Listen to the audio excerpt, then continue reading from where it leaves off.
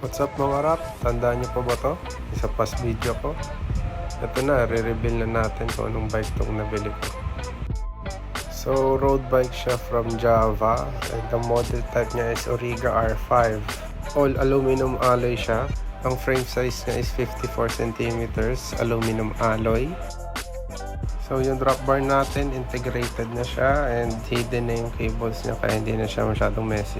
Yung C-tube natin, 300mm alloy. Itong wheel set natin is 700 by 28C alloy and own brand siya ng Java. Itong group set naman natin is from L2. 2x9 siya, 18 speed. And itong crank set natin is from Decaf, sariling brand ng Java. And para sa brakes natin, hydraulic disc brake na siya. And yung sa frame set nga pala natin, through axle na siya and aerodynamic na siya. And yung buong bike, nag-weigh siya ng 11.5 kilograms.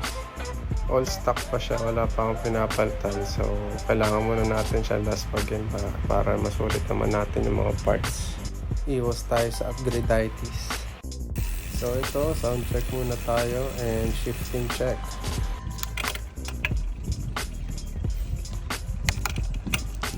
So paano mga rap? Kita-kits ulit sa next video.